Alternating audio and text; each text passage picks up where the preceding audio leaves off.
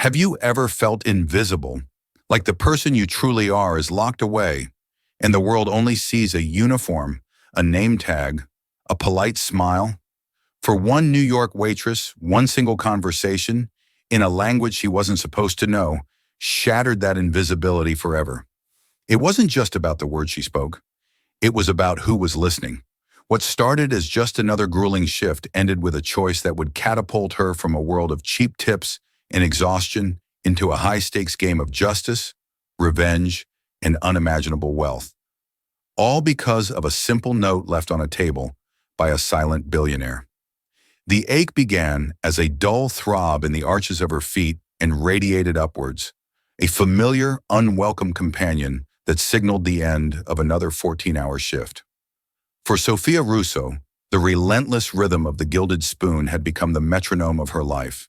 The clatter of silverware, the murmur of conversations, the sharp ding of the service bell, a symphony of servitude. Tonight, a damp Tuesday in late October, the symphony was playing its final, weary notes. The gilded spoon, nestled in a quieter, moneyed corner of the Upper East Side, cultivated an air of understated luxury. It wasn't for the new money crowd who craved flashing cameras and ostentatious displays. It was for old money, the kind that whispered, wore impeccably tailored but decade-old coats, and judged a restaurant not by its trendiness, but by the consistency of its coq au vin and the discretion of its staff. Sophia had learned to be the epitome of that discretion.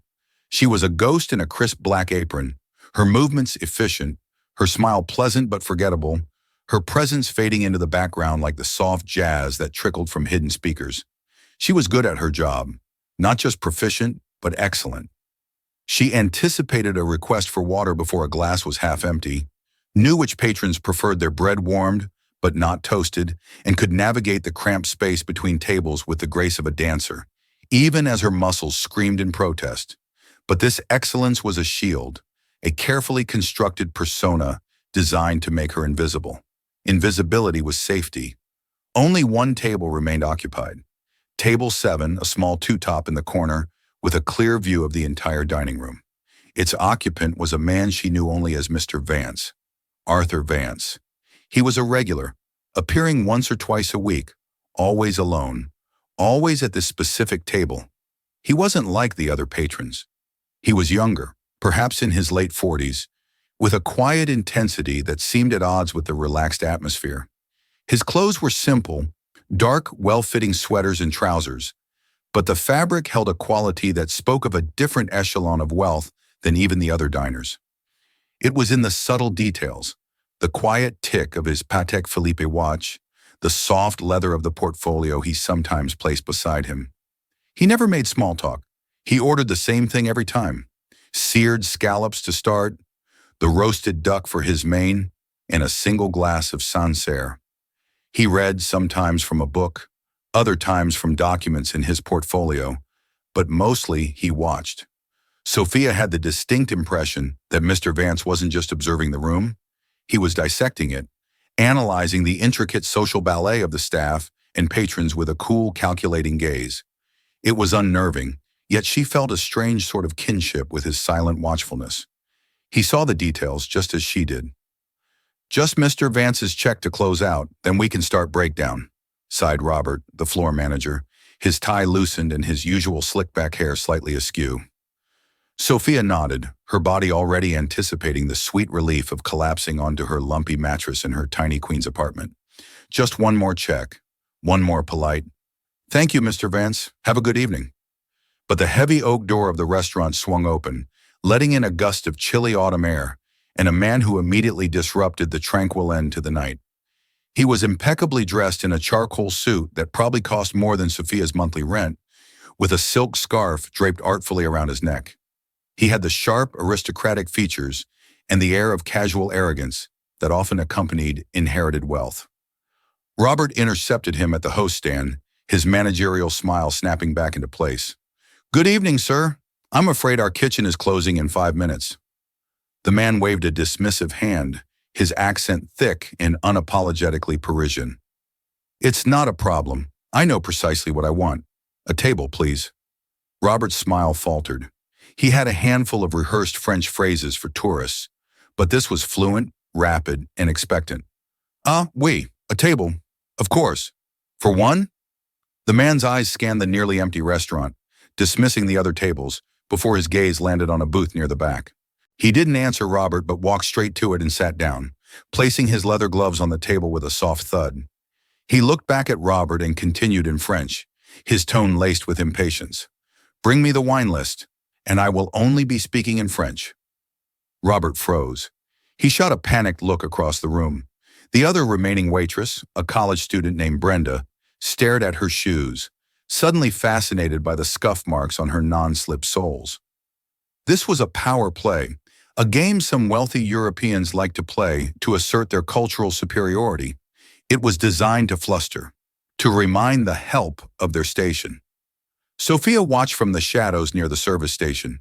She felt a familiar, cold dread creeping up her spine. French. Of all the languages, it had to be French. The language she had spent years trying to forget. The language that tasted of betrayal and heartbreak. The language that belonged to a life she had torched to the ground. From the corner of her eye, she saw Mr. Vance at table 7. He hadn't looked up from his book during the entire exchange. But something about his posture had shifted. He was no longer reading. He was listening. The tension at the Frenchman's table was palpable. Robert, red-faced and flustered, attempted to present the wine list. Le vin, he stammered, pointing at the leather-bound book, as if communicating with a lost tribe. The customer sighed, a theatrical display of exasperation. The wine list, yes. I am not an imbecile. Recommend me a full-bodied Bordeaux. A Pauillac, perhaps. From 2015, if you have it. Robert's face was a blank mask of incomprehension. He looked helplessly toward the kitchen, as if the chefs might suddenly reveal a hidden fluency in oenology and French. The game was succeeding beautifully. The customer was thoroughly in control. The manager utterly humiliated. For a moment, Sophia felt a flicker of satisfaction. Robert was a petty tyrant on his better days, and seeing his authority crumble was not entirely unpleasant. But the feeling was quickly replaced by a gnawing anxiety. This wasn't just about Robert. It was about the restaurant, about the shift ending, about her getting home before the last train. It was about the language itself, a key that unlocked a room in her mind she kept bolted shut. The words, the accent, the specific cadence of Parisian French. It was all a painful echo from a past she had fled. Brenda was now busy polishing the same fork for the third time, her avoidance so absolute it was almost an art form. The responsibility as the senior waitress on the floor would inevitably fall to Sophia. Robert would command her to try, to handle it, and she would have to pretend, to stumble through the same pigeon phrases he had, reinforcing the Frenchman's smug superiority. She could do that. She could play dumb. It was, after all, her specialty. For 3 years in New York, she had been Sophia Russo from Queens, a girl who probably took 2 years of high school Spanish and remembered none of it. It was a safe, unassuming identity. But as the man spoke again, his voice sharp with command, something inside her snapped. It was the arrogance, the deliberate act of making others feel small for his own amusement. It was the same casual cruelty she had known before, dressed up in a fine suit and an expensive accent. And in that moment, the carefully constructed walls around her past didn't just crack, they shattered. She took a deep breath, the air feeling cool and clean in her lungs, and stepped out from the shadows of the service station. Her worn, comfortable shoes made no sound on the polished wooden floor. She walked directly to the table, her posture straightening, her shoulders pulling back. It was a subtle transformation, but a profound one. The weary waitress receded, and someone else, someone more formidable, took her place. She stopped beside the table and looked directly at the customer. Robert began to protest. "Sophia, I'll handle." But she silenced him with a glance so steady and so cold, it stopped him mid-word. Then she turned her attention back to the Frenchman. Her voice, when it came out, was not the friendly, slightly tired tone of a New York waitress. It was a voice he would understand. It was fluid, precise, and carried the unmistakable crystalline accent of the 16th arrondissement of Paris, the enclave of the city's oldest and most established families. Good evening, sir. Forgive the wait. A 2015 Pauillac. An excellent choice, although our Chateau Ponte Canet from that year is particularly exceptional. It has a depth that many critics found superior to its more famous contemporaries. Would you like me to describe it for you? The effect was instantaneous and absolute. The Frenchman's arrogant smirk vanished, replaced by a look of stunned disbelief. He stared at her as if she had sprouted a second head. Robert's jaw was slack, his eyes wide. Brenda had finally stopped polishing her fork and was gaping openly. But Sophia's focus was solely on the customer. She held his gaze, her expression unreadable. He recovered quickly, his eyes narrowing with suspicion. "You are French?" he asked, his tone shifting from dismissive to inquisitive. "No, sir. But I was fortunate enough to live in Paris for several years, long enough to appreciate a good wine and to recognize an accent." She let that last phrase hang in the air for a moment. A silent battle of wills was waged across the small table. He was reassessing her, his mind racing to categorize this sudden, inexplicable anomaly. A waitress in a middling New York restaurant who not only spoke perfect aristocratic French, but also possessed a nuanced knowledge of Bordeaux vintages? It didn't compute. "Very well. Bring me this Ponte Canet, and to eat, the beef filet with green peppercorn sauce. Rare." "Parfaitement, monsieur," Sophia said with a slight formal nod. She turned and walked away, her back straight, her steps measured. She didn't look at Robert or Brenda. She didn't dare. She felt as though she were walking on a tightrope, the carefully balanced pieces of her new life threatening to tumble into the abyss of her old one. She retrieved the bottle from the cellar, her hands moving with an old familiar confidence as she presented it, uncorked it, and poured a small amount for him to taste.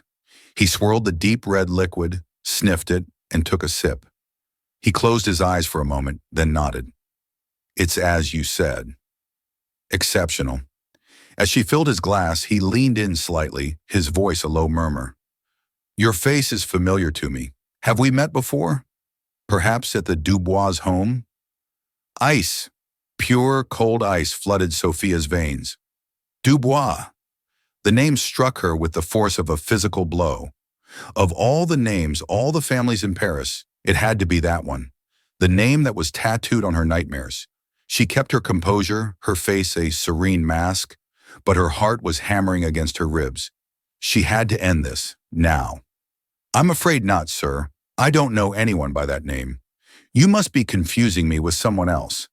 Enjoy your wine." She retreated, her composure holding just long enough to get back to the sanctuary of the service station. She leaned against the wall, her knuckles white as she gripped the counter. Her breath came in short, ragged gasps. He hadn't just been playing a game. He was searching. And his mention of that name meant he was close, terrifyingly close. Across the dining room at table 7, Arthur Vance slowly closed his book. He had not missed a single word, a single glance, a single tremor of fear that had passed over Sophia's face. He placed the book on the table and watched her, his expression thoughtful, his sharp eyes piecing together a puzzle he hadn't known existed until 10 minutes ago. The waitress, the ghost in the apron, was not invisible at all. She was hiding, and he had just witnessed the ghost's past come knocking at the door.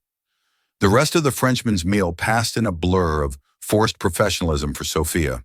She served his steak, refilled his wine, and cleared his plate, all while maintaining a polite but impenetrable distance. The effortless confidence she had displayed earlier was gone, replaced by a brittle formality. She felt his eyes on her every time she approached the table, a probing, analytical gaze that made her skin crawl. He knew she was lying. The name Dubois hung in the air between them, an unspoken accusation. When he finally requested the check, in French of course, Sophia brought it to him with a sense of profound relief. He paid with a black American Express card, the name on it reading Jean-Luc Dubois. Seeing it there in crisp block letters was another jolt to her system. It was him. Not a relative, not a casual acquaintance of the family, but one of them. He had been sent. He signed the slip, adding a generous tip that felt more like an insult than a compliment, a payment for a performance. As he stood to leave, he paused and looked at her one last time. If you ever remember where we've met, do let me know. Some people have very long memories. It was a threat, wrapped in the politeness of their shared language. He left without a backward glance, the heavy oak door swinging shut behind him, leaving a chilling silence in his wake. Sophia stood frozen for a moment, the restaurant's quiet hum suddenly deafening. Her carefully constructed world felt fragile, as if a single touch could shatter it into a million pieces. The ghost was out of the bottle. "What the hell was that, Russo?" Robert hissed, storming over to her. His earlier fear had been replaced by a manager's indignation. "You speak perfect French? Since when? And what did he say to you?" "He was just being a difficult customer, Robert," Sophia said, her voice flat and tired. "I handled it. Isn't that what you wanted?" She didn't wait for an answer. She turned and walked towards the last island of civility in her chaotic evening. Table 7, Mr. Vance. He looked up as she approached, his expression unreadable. For the first time, he didn't seem to be looking through her, but directly at her, at the person standing behind the apron. "Your check, Mr. Vance," she said, her voice softer now. "Thank you, Sophia," he replied. His voice was a low baritone, calm and steady. It was the first time he had ever used her name. He placed his credit card in the folio without looking at the bill. While she was turned away running the card, he did something unusual. He took a pen from his jacket, a heavy silver fountain pen, and scribbled a few lines on one of his personal note cards. Thick, cream-colored cardstock embossed with a subtle AV. He folded it and placed it on the table. Beside it, he laid a thick, sealed envelope that had been in his portfolio. He then placed the signed credit card slip on top of the note. When Sophia returned with the slip for him to sign, he was already standing, shrugging on his coat. "Everything is taken care of," he said simply. "Good night." "Good night, Mr. Vance," she replied, her professional mask firmly back in place. He walked to the door and, just before he left, he paused and looked back at her. Their eyes met across the empty restaurant, and he gave her a small, almost imperceptible nod. It wasn't a nod of thanks. It felt like a nod of acknowledgement, of understanding. And then he was gone. Sophia let out a breath she hadn't realized she was holding. Finally, it was over. All she had to do was clear this last table, and she could flee to the anonymity of the subway, to the safety of her small, lonely apartment. She picked up the bill folio and saw the note in the envelope beneath it. Her first thought was that he had forgotten them, but the credit card slip placed deliberately on top suggested otherwise. Her eyes glanced at the tip line. Her breath hitched. He had tipped $2,000. It was more than she made in 2 weeks. It was a mistake. He must have misplaced the decimal. Her hands trembling slightly, she picked up the folded note card. The paper was heavy and luxurious, a world away from the flimsy pads she used to take orders. She unfolded it. The handwriting was bold and decisive, black ink on cream paper. "Your accent is from the 16th arrondissement, but your fear has the unmistakable ring of Geneva. A talent like yours is wasted here. I have a proposition. The enclosed is for your time and to ensure your attention. Consider it a retainer. Geneva." The word seemed to leap off the page and strike her in the chest. Not Paris, Geneva. He knew. This quiet, watchful man, this Mr. Vance, knew where she was really from. He knew what she was running from. Jean-Luc's mention of Paris had been a feint, a test, but this man, he knew the truth. Her heart pounded a frantic, terrified rhythm. With shaking fingers, she tore open the thick envelope he had left beside the note. It wasn't filled with documents. It was filled with cash. Neat stacks of $100 bills. A quick, disbelieving count told her there was $10,000. Nestled within the stacks was something else. A slim, elegant ticket folder. She slid it out. It was a first-class, one-way ticket on Swiss Air, departing from JFK in 2 days' time.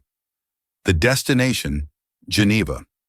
The subway ride back to Queens was a nauseating, surreal journey. The screech of the train's wheels against the tracks, the garbled announcements, the press of tired bodies. It all seemed to belong to a different reality. Sophia sat hunched in a corner, the heavy envelope clutched in her bag like a bomb. $10,000 in cash. a first-class ticket to the one city on earth she had sworn never to set foot in again. Geneva. The note was seared into her memory. Your fear has the unmistakable ring of Geneva. How? How could a quiet man in a New York restaurant know? Arthur Vance wasn't just a keen observer. He was something else entirely. He hadn't just seen a waitress speaking French. He had seen through 3 years of carefully constructed lies to the terrified girl underneath. Back in the sterile quiet of her small apartment, she locked the door, slid the chain across, and leaned against it, her body trembling. The city lights of Manhattan glittered coldly across the river, a world away. Here there was only a worn sofa, a tiny kitchen, and the ghost she had tried to outrun. Tonight they had caught up. Jean-Luc Dubois. The name was no longer just a trigger. It was a key, unlocking a torrent of memories she had viciously suppressed. She sank onto the sofa, the events of her past life replaying in her mind, not as a gentle stream, but as a violent flood. She had never been Sophia Russo from Queens. She was, or had been, Sophia Ricci, a name that once carried weight in a very different world. Her father was Italian, her mother French, and she had grown up in the rarefied, multilingual bubble of Geneva's international community. Her perfect French wasn't a skill she had acquired. It was her mother tongue, polished by years at a prestigious Swiss boarding school. She had not been a waitress. After earning a postgraduate degree in art history and provenance from the University of Geneva, her unique talent for languages and her meticulous research skills had landed her a coveted position. She was a provenance researcher for the Dubois family. The Dubois family were not just wealthy, they were a dynasty. Their fortune, originally from banking, had been funneled for generations into one of the world's most magnificent and private art collections. From the outside, they were pillars of society, patrons of the arts, their name gracing museum wings and charity galas. But from the inside, Sophia had learned the truth. The patriarch, Antoine Dubois, was a ruthless predator, a man who believed beauty was something to be possessed, not admired. He acquired art the way a shark hunts, using his immense wealth and power to intimidate, bankrupt, and occasionally erase competitors in their collections. Much of the Dubois collection, she suspected, had a dark, unwritten history. Her job was to legitimize it, to build impeccable, unassailable histories for these works of art. She was to trace their ownership back through centuries, creating a paper trail that would wash away any taint of their true acquisition. At first, she had been naive, thrilled by the proximity to such masterpieces. She was brilliant at her job, unearthing forgotten details, connecting letters and receipts from dusty archives to build a flawless narrative. Jean-Luc was Antoine's nephew, the public face of the family's art foundation, a handsome, charming sociopath who managed the family's less savory affairs. He had been her direct supervisor, and he had wanted more than her professional skills. He had pursued her relentlessly, his advances growing from charming to predatory. Her rejections only seemed to fuel his determination. The breaking point had come with a small, exquisite painting by a lesser-known Renaissance master, a portrait of a Florentine noblewoman. Sophia's research hit a wall. She found a clear record of its ownership by a Jewish family in Vienna until 1938, at which point the trail went cold, only for the painting to resurface in a private Swiss collection in the 1950s, a collection later acquired in its entirety by Antoine Dubois. She knew what that gap meant. The painting was Nazi loot, stolen from a family who likely perished in the Holocaust. She presented her findings to Jean-Luc, expecting him to be concerned. He had simply laughed. He told her to fix it. He wanted her to fabricate the provenance, to create a fictional Swiss owner who had legitimately purchased it before the war, erasing the Jewish family from the painting's history forever. When she refused, her world imploded. It was swift and brutal. Within a week, a formal accusation was made against her. They claimed that she had been the one attempting to falsify the documents for a painting she had damaged through careless handling, and that she had tried to blackmail the family when they discovered her fraud. They produced forged emails, coerced statements from junior staff. She was ruined, professionally discredited, facing legal action, and trapped by the Dubois family's immense influence in Switzerland. Jean-Luc had made her a final, chilling offer. Marry him, and all of this would disappear.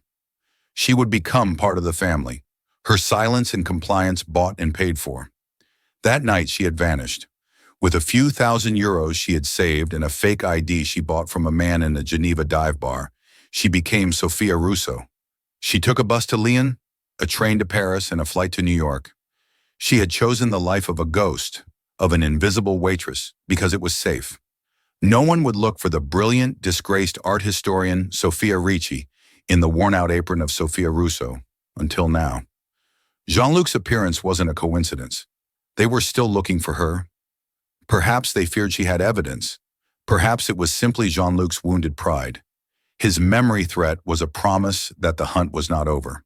And then there was Arthur Vance. This was the most terrifying piece of the puzzle. His note wasn't a romantic whim. It was a summons. It was a calculated move by a man who knew far more than he should. The money wasn't a tip. It was exactly what he called it, a retainer. He was hiring her. But for what? Was he an ally of the Dubois? An enemy? A law enforcement agent? The ticket to Geneva wasn't an invitation. It was a challenge. A dare. Stay here, wait for Jean-Luc and his family's long reach to find you, and drag you back, or fly into the belly of the beast on your own terms. Sophia looked at her reflection in the dark window. The face that stared back was pale and frightened. But beneath the fear, a different emotion was stirring, an ember that had been cold for 3 years. Rage. They had taken her name, her career, her life.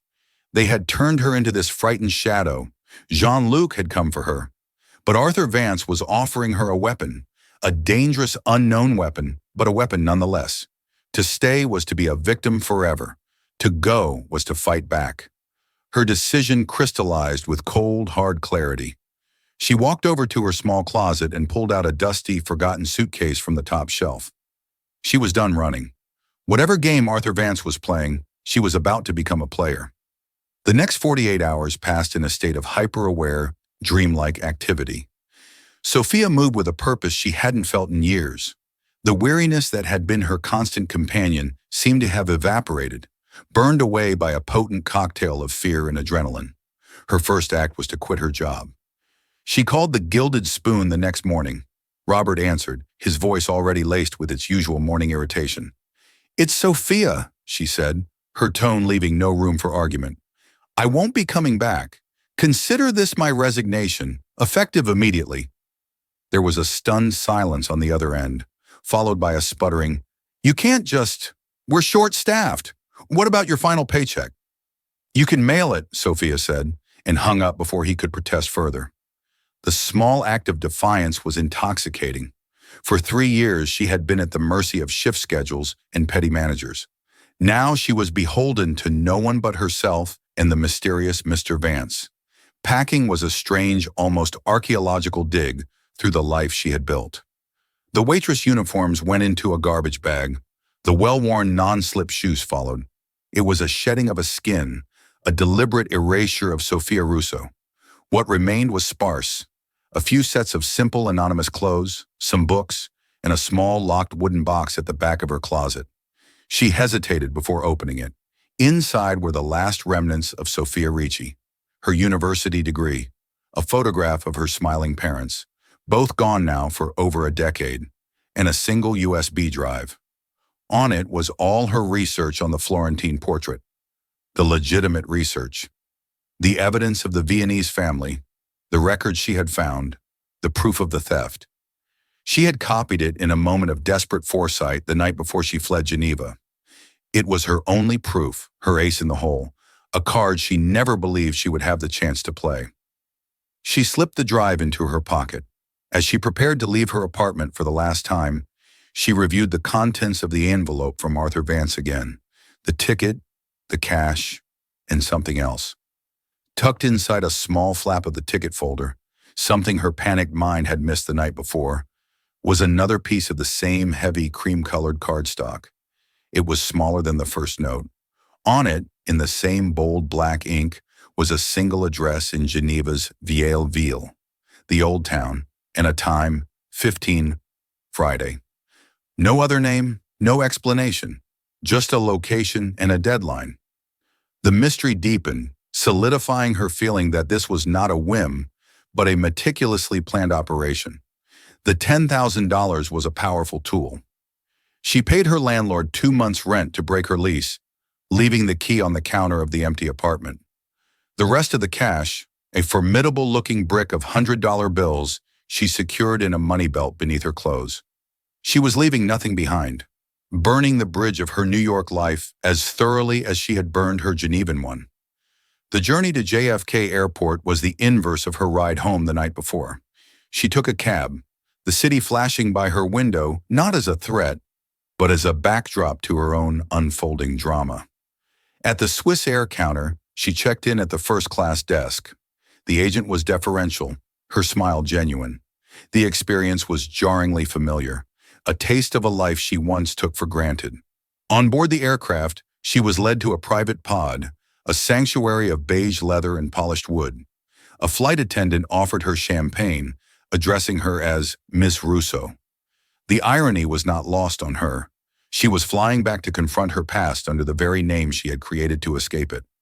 As the plane ascended, banking over the vast expanse of the Atlantic, New York became a shrinking constellation of lights below. The sheer unreality of the situation washed over her. 2 days ago, her biggest concern had been whether her tips would cover her utility bill. Now she was flying first class into the heart of a conspiracy, armed with a thumb drive and a cryptic note from a billionaire she barely knew. Who was Arthur Vance? The question hammered at her throughout the 7-hour flight. Was he connected to the art world? His knowledge of her Genevan past suggested a deep level of intelligence gathering. Was he law enforcement, building a case against the Dubois? Unlikely. His methods, the cash, the secret note, felt too unorthodox, too personal. Could he be a rival? Someone the Dubois family had wronged, who was now seeking his own form of justice. This seemed the most plausible. He was recruiting her not as a witness, but as a soldier. Sleep was impossible. She watched the flight path on the screen in front of her, each mile covered bringing her closer to the source of her fear. But with that fear came a cold, sharp resolve. The Dubois family, and Jean-Luc in particular, had counted on her being a perpetual victim, a frightened girl who would stay hidden in the shadows forever. They had underestimated her. Perhaps Arthur Vance had too. She wasn't just the key to a locked history, she was a woman with a score to settle. The waitress was gone. Sophia Ricci was back, and she was flying home for a reckoning. Geneva greeted her with a crisp, clean autumn air that was achingly familiar. The sky over the lake was a piercing blue, and the jet d'eau plumed majestically in the distance. For any other visitor, it was a picture of serene European elegance. For Sophia, every landmark was a memory, every street corner a potential ghost. The city itself felt like a cage she had willingly flown back into. She took a taxi from the airport, the driver's gentle French a stark contrast to the aggressive Parisian accent of Jean-Luc. She gave him the address from Arthur Vance's note, a street in the heart of the Vieille Ville, the city's charming, labyrinthine old town. Its cobblestone streets and ancient buildings were the historic soul of Geneva, a place of antique shops, hidden courtyards, and immense, silent wealth. The taxi dropped her at the corner of a narrow, quiet street. The address was not a corporate tower or a grand mansion. It was a discreet, elegant storefront with a simple, sandblasted name on the glass, Galerie Vance. The letters were subtle, almost invisible unless you were looking for them.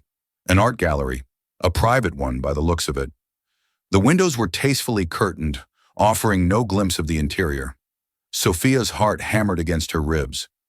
Vance wasn't just connected to the art world, he was a part of it.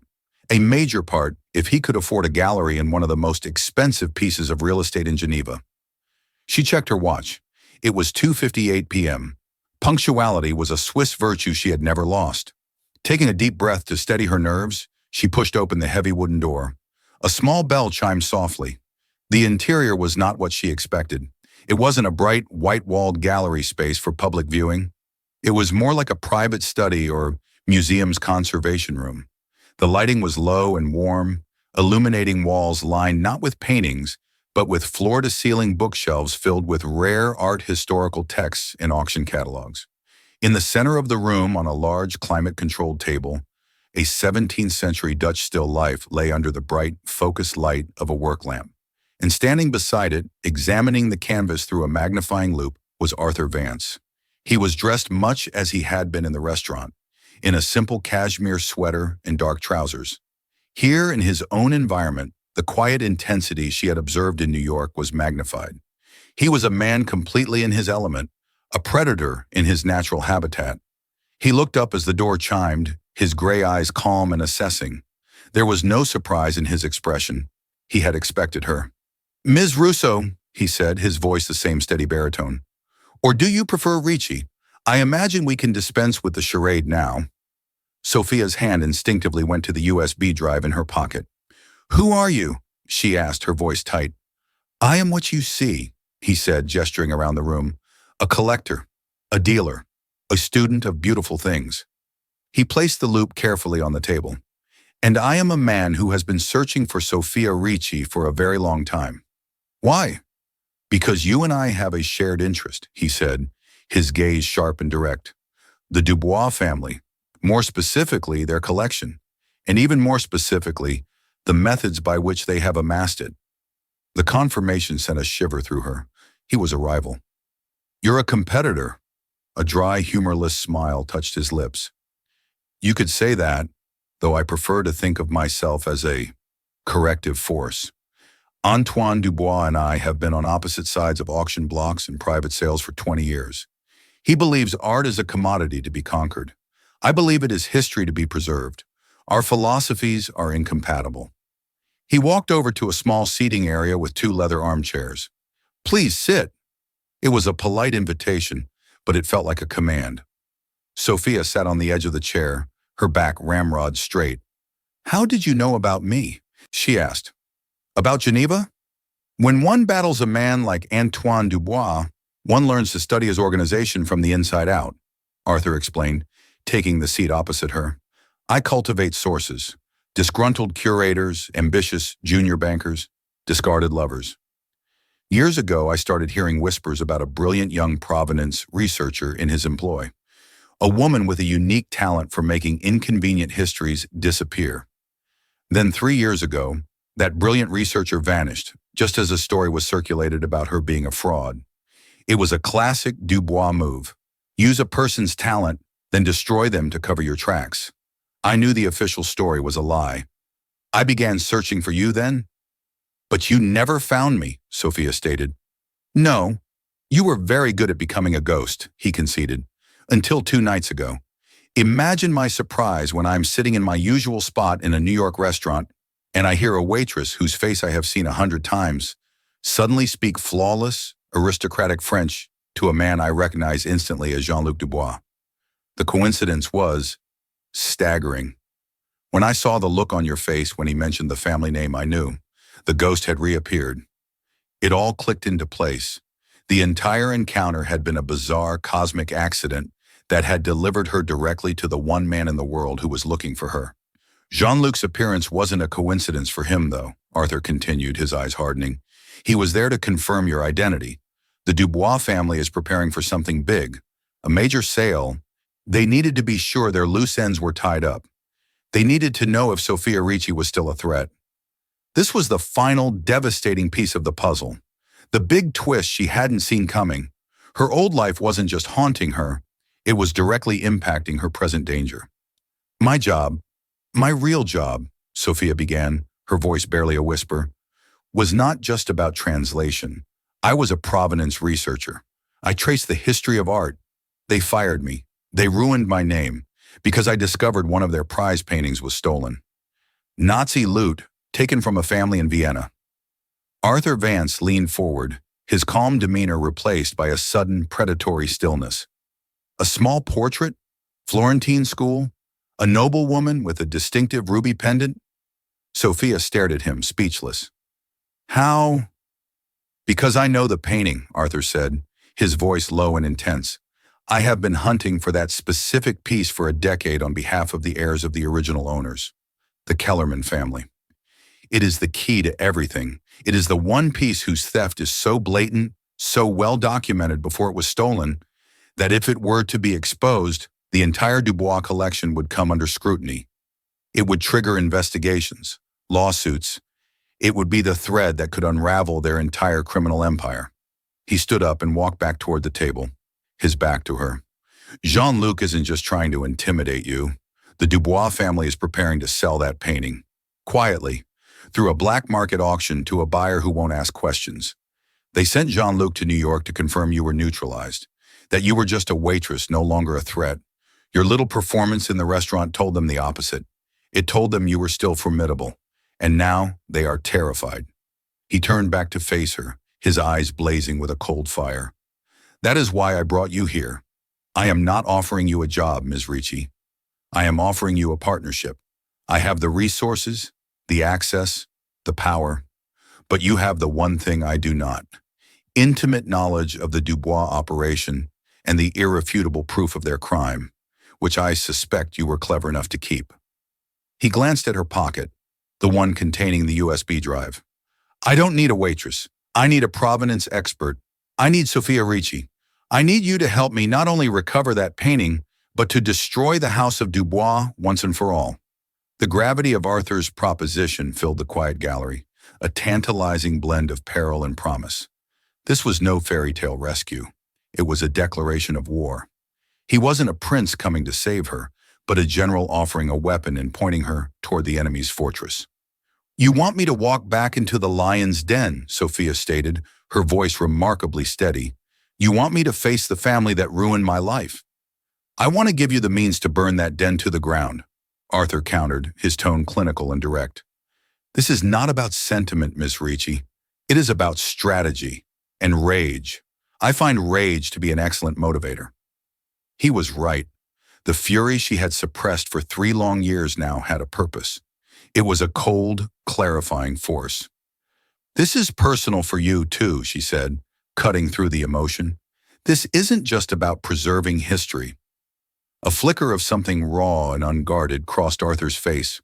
Let's just say Antoine Dubois cost me something far more valuable than a painting many years ago. I intend to collect on that debt. He swiftly regained his composure. But for you, the terms are more tangible.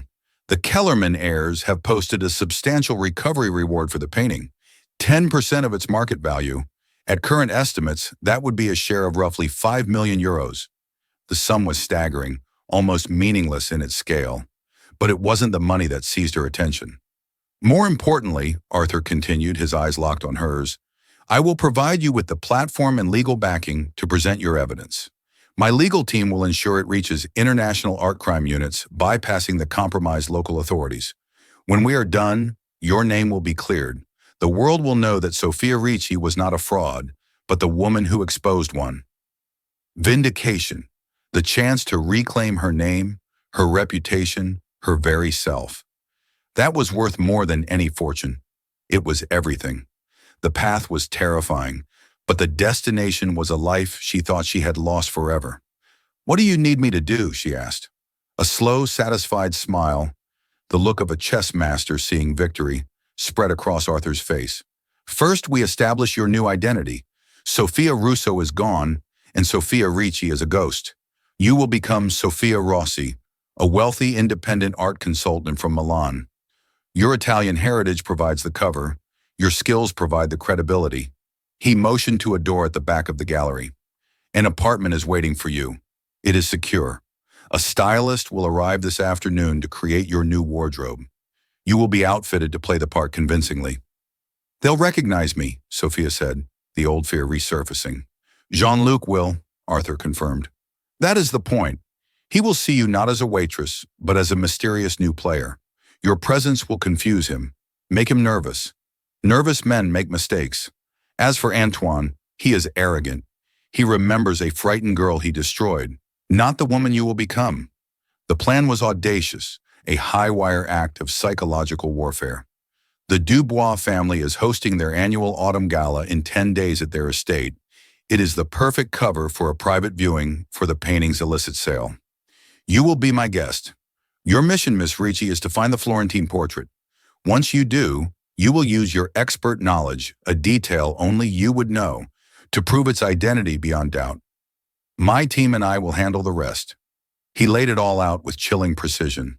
The jet ticket wasn't a gift. It was her admission to a deadly theater. Sophia stood up, her decision absolute. The fear remained, a cold knot in her stomach, but it was now eclipsed by a powerful resolve. She was no longer running from her past, she was weaponizing it. She reached into her pocket, pulled out the USB drive, and placed it firmly on the table between them. "This is my original research," she said, her voice clear and strong. "The proof of the Kellerman ownership, the evidence of the theft. It's the bullet." She looked directly at Arthur. "You've just provided the gun." Arthur looked from the small plastic drive to her determined face. For the first time, she saw genuine respect in his eyes. He had sought a pawn, but had found a queen. "Welcome to the game, Ms. Ricci," he said.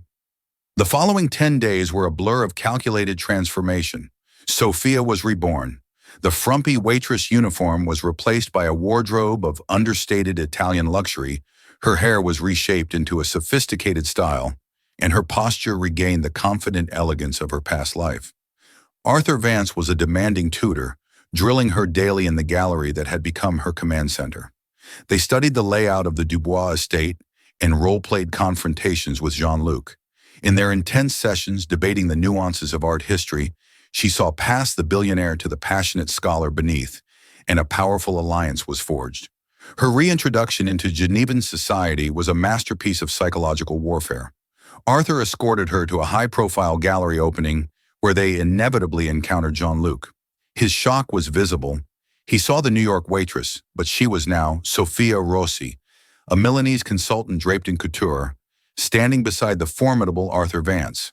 When he approached, Sophia dismissed him with an icy coolness that left him bewildered and furious. The game was afoot. The night of the Dubois Autumn Gala was electric with tension. The estate was a palace of light and music, a gilded cage teeming with European high society. Sophia, stunning in a simple black gown, entered on Arthur's arm, her fear now a sharpened tool. She spotted their quarry, Antoine Dubois, charming a potential buyer, a Russian oligarch Arthur had identified. "That's our target," Arthur murmured. "He'll show him the painting tonight." An hour later, Antoine discreetly led the Russian down a private corridor toward the library. Seizing the moment, Arthur created a small diversion, allowing Sophia to slip away unnoticed. She followed them, her heart pounding. The library was the heart of the Dubois collection. And there, on a velvet-draped easel, was the Florentine portrait, its subject's gaze full of melancholy. Hiding behind a bookshelf, Sophia listened as Antoine assured the Russian of the painting's impeccable provenance. This was her moment. She stepped from the shadows. "Is it Antoine?" she asked, her voice ringing through the silent room. Antoine spun around, his face a mask of rage. "You!" he hissed. "You remember me," Sophia said with a cold smile. "I'm afraid your impeccable research missed a key detail, a flaw only the true historian would know." She addressed the oligarch directly. In a letter, the artist mentioned adding a tiny hairline crack to the ruby pendant as a private joke, a symbol that even beautiful things are imperfect. "Of course," she added, her voice dropping, "you won't find it on this canvas, because this is an exquisite fake." It was an audacious, brilliant bluff. She was betting he wouldn't dare display the real, incriminating painting. Antoine's face went white. "That's a lie," he sputtered. "Is it?" she challenged. "Or is the real one tucked away in your vault, waiting for the money to be transferred?" The oligarch's face darkened with the realization he'd been played. At that exact moment, the library doors swung open. Arthur Vance stood there, flanked by two men from the International Art Loss Register. "Antoine," Arthur said, his voice resonating with finality, "I believe you have something that belongs to the Kellerman family. My colleagues are here to retrieve it." It was checkmate. Trapped and exposed, Antoine Dubois' empire, built on a mountain of lies, began to crumble. Sophia looked at the portrait, the beautiful woman whose stolen history she had finally avenged. In that moment, she was no longer a victim or a ghost. She was herself, whole and unbroken, the victor in a game she was never meant to survive. And so, the story of the waitress who spoke perfect French concludes not with a fairy tale ending, but with a powerful, real-life victory. Sophia Russo didn't just get a new life. She reclaimed the one that was stolen from her. She proved that the most valuable things we possess aren't wealth or status, but our integrity, our hidden talents, and the courage to confront the ghosts we think we've left behind. Her journey from a tired New York waitress to the architect of a billionaire's downfall is a stunning reminder that our true potential often lies just one unexpected moment, one brave decision away from the surface. It shows us that sometimes the quietest people in the room are the ones with the most powerful stories to tell. If this story resonated with you, please hit that like button.